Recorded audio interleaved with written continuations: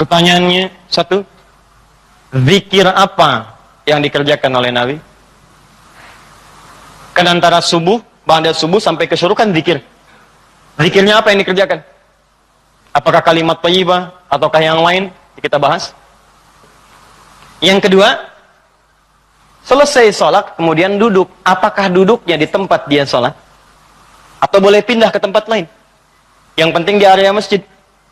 Ya, misal antum sholat di posisi yang sebelah kanan di sana. Tiba-tiba setelah itu nggak ada mushaf, pengen baca Quran, mushafnya di sana.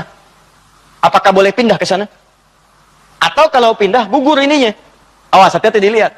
Mau pindah, aduh takut gak dapat haji. Mau pindah, aduh takut umrah. Di situ aja gitu kan. Pas tiba-tiba ada cleaning service, Pak, maaf Pak, sebentar geser dulu. Maaf ya, haji dan umrah.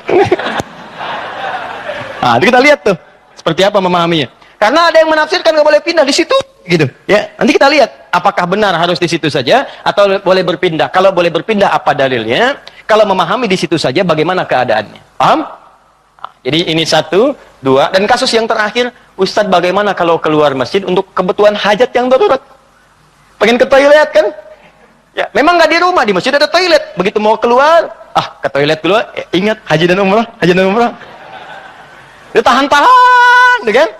Ya, syuruknya dapat, sakitnya juga dapat, gitu kan? Nah, itu seperti itu bagaimana kemudian solusi hukumnya. Nah, kita bahas pelan-pelan. Di dalam Al-Qur'an disebutkan beberapa aktivitas yang mampu mendekatkan dan mengingatkan kita dengan Allah dan langsung disebut dengan zikir. Dan ini pun dipraktekkan oleh Nabi sallallahu alaihi wasallam. Contoh. Yang pertama ditemukan di Quran surah keempat ayat 103, paling kanan pertengahan.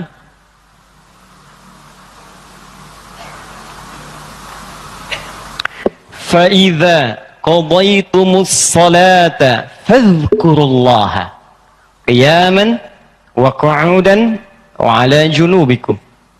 Maka jika Anda telah tuntas mengerjakan salat, maka segeralah berzikir kepada Allah Subhanahu wa taala. Di amalan sunnah pasca salat berzikir, zikir dulu. Bisa Anda kerjakan kalau buru-buru ya sambil berdiri, berjalan. Ini waktu umum ya.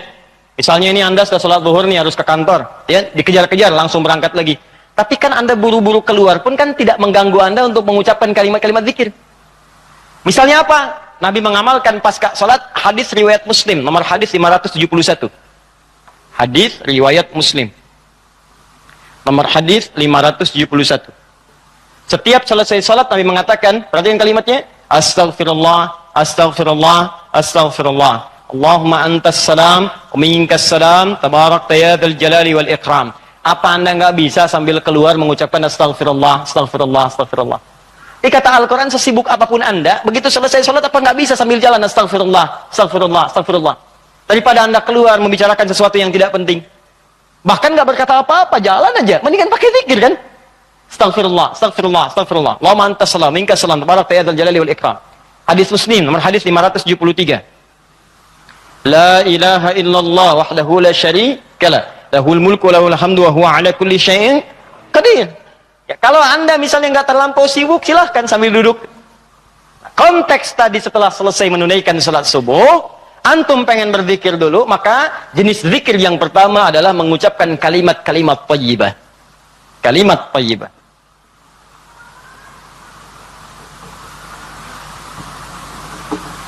Bisa sifatnya istighfar. Ini dalilnya. Ya. Astaghfirullah, astaghfirullah, astaghfirullah. Ini yang paling singkat. Mau yang agak panjang, Astaghfirullahaladzim, alladzi la ilaha illa huwal hayyul qayyum wa natubu ilaihi. Silakan. Ya, kalau mau yang paling singkat, astaghfirullah, astaghfirullah, astaghfirullah. Sambungkan Allahumma antas salam, minkas salam, tabarakta ya dzal jalali wal ikram. Tambah lagi dengan kalimat-kalimat tauhid. La ilaha illallah lahu la syarika mulku wa lahul hamdu wa huwa ala kulli syai'in qadir. Kalau mau ditambahkan yang lebih lengkap ada la ilaha illallah la syarikalah lahul mulku wal hamdu yuhyi wa yumiitu wa huwa ala kulli syai'in qadir. Singkatnya kalimat tauhid. Nah, ini masuk dalam kategori kalimat thayyibah. Ini. Dalilnya yang ini. Hadis Muslim wal hadis 573. Boleh selesai menunaikan salat subuh, salam ke kanan dan ke kiri, antum mulai berzikir dengan kalimat thayyibah. Astaghfirullahalazim, astaghfirullahalazim, atau kalau mau singkat astagfirullah, astagfirullah, astagfirullah. Kan? Baik, teman-teman, ingat baik-baik ya. Karena zikir itu definisinya segala aktivitas yang membuat kita dekat dan ingat kepada Allah. Jadi ketika mengucapkan kalimat ini bukan sekedar diucapkan di lisan. Kalau cuma diucapkan, jangankan antum, anak-anak antum yang 5 tahun, 4 tahun belum balik pun bisa. Apa bedanya bacaan antum dengan bacaan mereka? Sambil ingat Allah. Sambil diingat. Astagfirullah. Apa artinya astagfirullah? Ya Allah, ampuni saya. Saya minta ampun. Ada dosa yang dilakukan, dosanya disebut dengan zambun. Sifat Allah yang mengampuni disebut ghafir. Ghafir. Muncul surat ke-40, namanya surat Ghafir. Baca ayat yang ketiga, kata Ghafir disandingkan dengan zambun. Ghafiriz zambi wa qabilit taubi. Allah punya sifat Ghafir. Ghafir pemilik ghafar, ampunan. Allah mengampuni orang berbuat dosa. Kalau Anda pengen minta ampun, ucapkan astagfirullah. Istighfar itu permohonannya. Istighfar permohonan ampun, ucapannya astagfirullah. Ampunannya ghafara ghufran, yang punya ampunan ghafir. Kata Allah, saya ghafir. Quran surah 40 ayat 3. Ghafiriz dzambi, minta ampun, hei yang punya dosa, minta ampun kepada saya. Ketika engkau minta, saya akan ampuni. Saya tanya pada antum, siapa yang nggak punya dosa? Yuk angkat tangan. Ayo, nggak usah malu, angkat aja, saya pulang. Ketika nggak punya dosa, bersih kan? Nah, kalau Anda merasa banyak dosa, diberi peluang habis sholat, istighfar. Makanya ketika istighfar, jangan cuma diucapkan, coba rasakan punya dosa apa sampai hari itu, dosa apa. Jadi begitu selesai subuh, ingat dosa pada orang tua, dosa pada pasangan, suami pada istri, istri pada suami, dosa pada anak-anak. Anak-anak orang lain aja yang nggak punya mobil, nggak punya motor, bisa mendidik anaknya hafal Quran, sholatnya bagus. Masa antum udah banyak fasilitas ke masjid? Enggak, jemaah, enggak, bangun terlambat. Antum kurang apa lagi untuk mendidik anak dengan baik? Maka istighfari. Jangan-jangan anak itu nggak soleh bukan karena dia nggak mampu, karena antum nggak bimbing. Makanya antum akan ditanya tuh, jangan dikira mudah punya titipan anak. Jangan dikira mudah, antum akan ditanya. Kenapa ini nggak sholat? Nanti akan ada terjadi di hari kiamat, ini sahih riwayatnya, akan terjadi di hari kiamat. Nanti ada orang tua hampir ke surga, anaknya mau ke neraka, dan dia menyatakan keberatan di hadapan Allah. Begitu menyatakan keberatan, ternyata dosanya dosa orang tua. Anak itu tuh nggak menyembah Allah dengan baik karena dosa orang tuanya. Maka tertukarlah anaknya ke surga, orang tuanya ke neraka. Hati-hati. Dan ada juga yang terbalik. Orang tua ke neraka, anaknya mau ke surga. Orang tua menyatakan keberatan kepada Allah. Dan nanti kejadiannya sangat luar biasa. Nanti lain waktu kita akan bahas. Cukuplah ada banyak keterangan dalam Al-Quran. Ada yang bapaknya Nabi, Rasul bahkan, punya anak ada yang suami, istrinya nggak taat. Ada yang istrinya solihah, suaminya enggak. Seperti Asia dengan Fir'aun. Ada yang suaminya bagus, istrinya enggak. Banyak seperti Lut dengan istrinya. Ada yang bapak, anak dengan istri nggak taat. Seperti Nuh. Itu bukan dongeng, itu kisah disampaikan supaya kita bisa hati-hati. Seakan-akan Allah mengatakan begini, cukup aja orang-orang masa lalu begini, kalian jangan begitu. Saya buka kisah seperti ini supaya keluarga kalian selamat. Makanya istighfarin. Istighfar, sambil istighfar, lumayan tuh. Begitu istighfar, dosa diampuni. Belajar nangis lah, kalau istighfar tuh belajar nangis. Gak bisa nangis. Gak bisa nangis, besoknya nangis. Gak bisa nangis juga, tangisi diri Anda yang belum bisa menangis. Bismillah. Ingat mungkin saat itu diwafatkan oleh Allah. Ingat. Bagaimana kalau saat itu wafat, anak Anda belum baik, istri Anda belum baik, dan Anda akan dihisab dalam keadaan sesuatu yang belum sempurna dalam kehidupan. Ya. Kemudian juga zikir. Bisa jadi juga bacaan Al-Quran. Baca Al-Quran. Itu masuk kategori zikir. Dalilnya Quran, surah ke-15 ayat 9. Al-Quran disebut oleh Allah dengan zikir. Inna nahnu nazzalna dzikra wa inna lahu lahafizun. Sungguh kami turunkan Al-Quran sebagai zikir, kata Allah. Hal yang mampu mendekatkan seseorang dengan Allah. Makanya kalau antum sedang baca Al-Quran, bukankah perasaan Anda merasa lebih dekat dengan Allah? Ya, kalau nggak percaya silahkan. Lebih dekat gitu. Nah, kalau sudah semakin dekat hubungannya dengan Allah, jangankan baca, dibacain aja punya getaran dalam jiwanya. Ya, buka Quran surah ke-8 misalnya. Ya, Al-Anfal ayat kedua. Kata Allah, innamal mu'minuna alladzina idza dzukirallah, zikir. Idza dzukirallahu wajilat qulubuhum. Orang-orang yang imannya bagus itu baru dengar nama Allah disebut getaran dalam jiwanya. Makanya kalau pengen ngecek iman, sedang dekat tidak dengan Allah, gampang. Setiap hari Allah perdengarkan namanya 5 kali dalam sehari. Ketika namanya disebutkan itu, antum ada nggak getaran dalam jiwanya? 5 kali dalam sehari. Subuh, zuhur, asar, maghrib, isya. Allahu Akbar, Allahu Akbar. Bukankah nama Allah? Dikala antum sedang dengar suara adzan, itu nama Allah diperdengarkan. Ada getaran nggak di hatinya? Ya, yang imannya hebat itu belum diperdengarkan dia udah siap-siap. Sebenarnya adzan zuhurnya itu jam 12:08. Kok bisa jam 11 udah siap-siap, padang mandi dulu, wudu dengan sempurna, berangkat ke masjid. Itu tandanya imannya luar biasa. Ada orang yang saat dipanggil baru ingat, Allahu Akbar, Allahu Akbar. Ya Allah, sudah masuk zuhur, siap-siap. Imannya standar. Standar. Itu yang biasa. Begitu dipanggil, ingat. Ada orang yang sama, Allahu Akbar, Allahu Akbar. Ya Allah, sudah adzan, baru adzan, belum qomat. Itu iman bermasalah. Imannya lemah bermasalah. Karena itu, hubungan yang dekat dengan Allah, langsung ingat Allah disebut dengan zikir. Karena itu kata Allah, saya turun Al-Quran. Di antara fungsinya untuk zikir. Jadi kalau anda ba'da salat subuh, misalnya, sudah astagfirullah, astagfirullah, astagfirullah, istighfar, syuruk belum muncul. Ambil mushaf. Ya, baca. Saya pengennya istighfar aja Ustaz, astagfirullah, syuruknya belum tiba juga, astagfirullah, belum syuruk juga, ada astagfirullah. Ya. Iya. Ambil mushaf, baca. Pahala lebih banyak. Setiap hurufnya 10 kebaikan. Ya, 10 kebaikan. Ramadan nanti tambah jadi 100. Setiap hurufnya 100.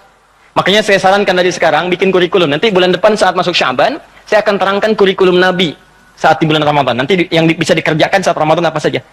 Kelemahan orang Islam sekarang, begitu masuk Ramadan, dia tidak punya rencana kegiatan Ramadan. Akhirnya ketika masuk Ramadan, itu asal saja yang mau baca-baca. Ya tidak, mau taraweh-taraweh, mau enggak-enggak. Awal-awal Ramadan semangat semua, penuh. Lihat pertengahan kemajuan, maju usapnya, maju, hilang. Teruskan. 3. Kalau Ustadz saya tuh misalnya mushaf nggak ada, boleh nggak saya misalnya dari hafalan? Boleh. Karena menghafal Quran itu bagian dari zikir. Bahkan keutamaan menghafal Quran itu 4 kali lebih mulia, lebih utama dibandingkan sekedar baca. Itu ditemukan di Quran surah ke-54. Quran surah ke-54 4 kali, ayat 17, ayat 22, ayat 32 dan ayat ke-40. 17, 22, 32 dan 40. Yang ini menghafal atau mengulang hafalan. Misal, Nabi begitu selesai salat sudah berzikir kalimat thayyibah, maka beliau biasa membaca, teman-teman, itu 4 surah utama. Pertama, yang surah kedua Al-Baqarah ayat 255, dikenal dengan ayat kursi. Allahu la ilaha illa huwal hayyul qayyum la ta'khudhuhu sinatun wa la naum. Seterusnya sampai selesai. Setelah itu membaca Al-Ikhlas, Qul huwallahu ahad. Setelah itu membaca Al-Falaq, Qul a'udzu birabbil falaq. Setelah itu membaca An-Nas, Qul a'udzu birabbin nas. Kalau Anda ingin memilih seperti bacaan Nabi, boleh. 4 ini dibaca. Ayat kursi, Al-Ikhlas, Al-Falaq, An-Nas. Kalau Anda ingin mengulang-ulang hafalan Anda, juz amma misalnya boleh. Baca misalnya Amma yatasaalun an-naba. Atau saya mulai dari ad-duha boleh. Wad-duha wal laili idza saja, terus baca sambil menunggu syuruk, sambil mengulang-ulang hafalan. Sah. Zikir. Teruskan, ada juga bentuknya doa. Doa bagian dari zikir. Doa. Dari mana taunya Ustaz? Quran surah ke-7 ayat 205. Praktek nabinya bagaimana Ustaz? Hadis riwayat Ibnu Majah. Nomor hadis 925. Di saat Anda berdoa, itu Anda sedang berzikir. Ya, makanya kan ketika Anda berdoa, Anda merasa lebih dekat dengan Allah kan? Ya, merasa nyambung gitu. Ya, perhatikan kalimatnya. Ketika Anda berdoa disebutnya zikir. Wadhkur rabbaka darru'an wa khifatan wa dunal jahri minal qawli. Kata Allah, kalau Anda sedang punya masalah, ada persoalan, jangan mengeluh. Jangan mengeluh, apalagi bikin status, nggak menyelesaikan masalah. Gak masalah bikin status. Dia tidak seperti yang aku kira.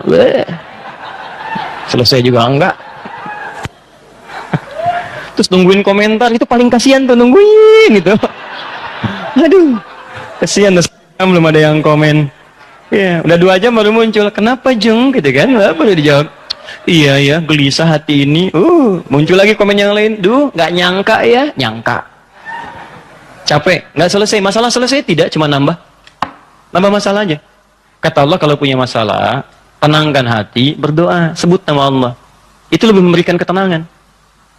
Zikir itu selain mendekatkan kita pada Allah, zikir itu membuat hati lebih tenang. Tenang. Makanya ketika Allah menyebutkan fungsi zikir di Quran surat 13 ayat ke-28, Allah sampaikan begini, ala bidzikrillahi tatma'innul qulub. Kamu mesti yakin, kata Allah, dengan berzikir kepada Allah, hati kamu akan tenang. Makanya kalau sedang punya persoalan, bawa ke zikir. Ambil wudhu, baca Quran. Begitu antum baca Quran, walaupun solusi belum tiba, hati lebih tenang. Dan lebih objektif, kalau orang tenang itu, dapetin solusinya gampang gitu, tenang. Solusi mudah dicari. Tapi kalau antum gelisah, walaupun ada solusi, nggak akan sempurna nanti masalah diselesaikan. Paham ya? Di doa, itu bagian dari zikir. Di antara doa yang dibacakan oleh Nabi, itu setiap selesai sholat, itu ada kalimat singkat tapi padat. Allahumma inni atau inna. Kalau inni untuk sendiri, kalau inna untuk banyak. Allahumma inni as'aluka ilman nafi'a wa rizqan thayyiba wa amalan mutaqabbala. Ya Allah, hamba mohon kepadamu, anugerahkan hamba pengetahuan yang bermanfaat. Pengetahuan yang bermanfaat itu pengetahuan yang bisa meningkatkan wawasan dan menguatkan iman. Itu rumusnya di Quran surah 58 ayat ke-11. Jadi kalau teman-teman ngaji dengan siapapun, ustadz manapun, di tempat manapun, ukurannya dua. Wawasannya bertambah enggak? Awas hati-hati, kalau ngaji tapi wawasan enggak bertambah, itu ada sesuatu yang salah di pengajiannya. Ngaji cuman ketawa aja gitu kan? Ya, tapi enggak jelas dapatnya apa. Yang paling aneh ngaji, yang dicari-cari jin, ya kan? Atau apa, itu paling aneh itu. Apa yang didapatkan? Terus nambah hari ini sholat, ngaji ke pengajian sholat, dapat tambahan wawasan. Oh begini cara takbir yang baik, bisa sejajar dengan bahu, bisa sejajar dengan daun telinga, ya kakinya terbuka selebar bahu, badannya tegap. Jadi begitu antum praktekan, punya tambahan wawasan, kepake dalam ibadah. Oh begini cara sujud yang sempurna, ajari. Itulah yang disebut dengan teman-teman iman yang baik, ilmu yang baik. Yang kedua, imannya meningkat, lebih dekat dengan Allah. Jadi kalau antum ngaji dimanapun, diantara cirinya wawasannya luas, tapi keimanan pun bertambah. Karena ada orang yang belajar Islam Pak, cuman keimanannya makin berkurang. Itu yang paling aneh tuh orang-orang liberal. Belajar Islam ke Eropa, belajar Islam ke Amerika, pulang-pulang konslet. Betul ya, semua agama sama, menuju Tuhan yang sama, cuman caranya beda-beda. Ente ini aneh, belajar Islam pada orang yang bukan Islam. Belajar sholat pada orang yang tidak sholat, ini bagaimana bisa mendapatkan nilai-nilai sholat dalam kehidupan? Makanya pulang-pulang pada aneh. Hargailah hak LGBT. Banyak akhirnya, jadi penyakit akhirnya gitu kan. Nah, dan kita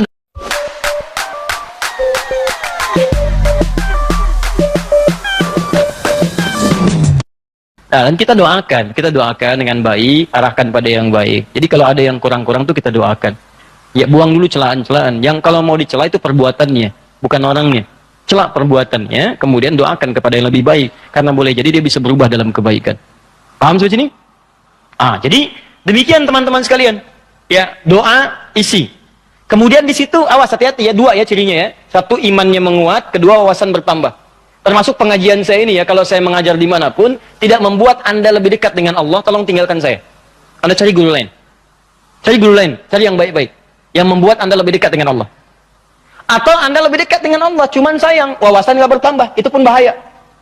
Ibadah nggak cukup dengan semangat. Ya Allah, saya banyak dosa, saya pengen berubah ya Allah. Saya semakin kuat imannya, besok saya sholat subuh 4 rakaat. Nggak bisa. Ya. Jadi iman kuat tapi wawasan nggak ada gitu. Begitu sholat subuh 4 rakaat, itu kan bahaya. Ya, paham ya?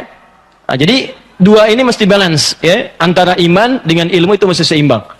Tayyib. Fokus baik-baik. Satu, kita ulangi apa saya tadi, satu kalimat thayyibat. Yang kedua, bacaan Al-Quran, kan? Yang ketiga, baca hafalan ayat-ayat Al-Quran. Yang keempat, doa. Yang kelima, menyebutkan nama-nama Allah atau Al-Asma'ul Husna. Boleh, itu zikir. Ustadz, apa dalilnya? Dalilnya Quran surah kedua ayat 152 ditafsirkan dengan Quran surah ke-17 ayat 110.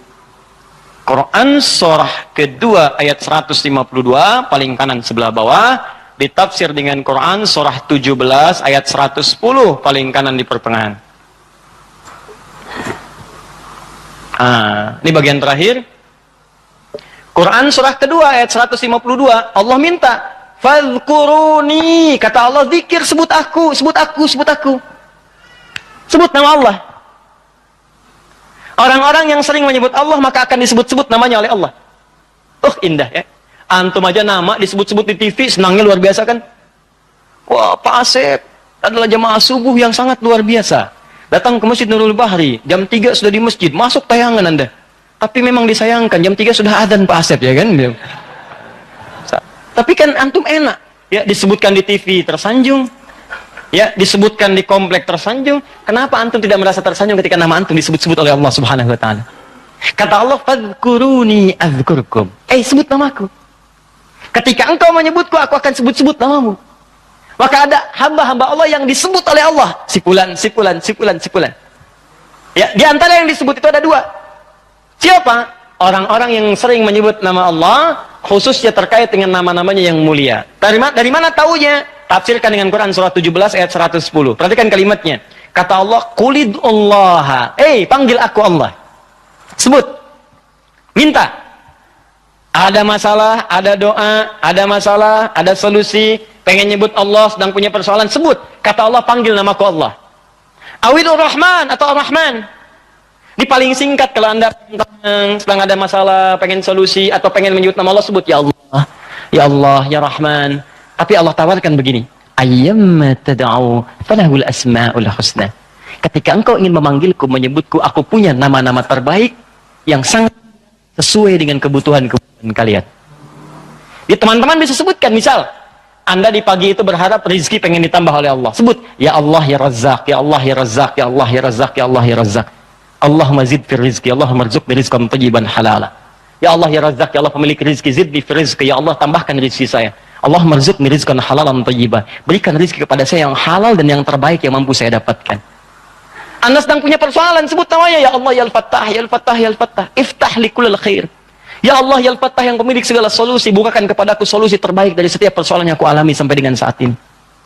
Anda ada yang ganggu di pekerjaan, ada yang sedang usil iseng, sebut ya Allah ya Jabbar, ya Jabbar, ya Jabbar, ya Malik. Ya Malik, ya Rabb, ya Malik, Allahumma ya Jabbar. Ya Allah yang Maha Pelindung, Raja dari segala raja, lindungi aku dari tangan-tangan orang-orang yang jahil. Anda sedang banyak ujian, sebut ya Allah ya Sabar, ya Sabar, ya Sabar, ya Sabar, zidni sabra. Ya Allah yang Maha memiliki segala sifat kesabaran, tolong tambahkan kesabaran pada diriku untuk bisa mampu mengatasi ujian yang tengah engkau ujikan. Anda yang sedang mau ujian, ya Allah, Allahumma ya Alim, ya Alim, ya Alim, ya Alim, alimni ya Allah ma jahiltu, wanfa'ni bima ta'allamtu, wa najihni fi imtihani ya Allah bima radit. Ya Allah yang Alim, yang Maha pemilik ilmu, tambahkan ilmu kepadaku, ajarkan apa yang belum aku ketahui, berikan manfaat pada apa yang telah aku pelajari, dan luluskan aku dalam ujian yang akan aku alami.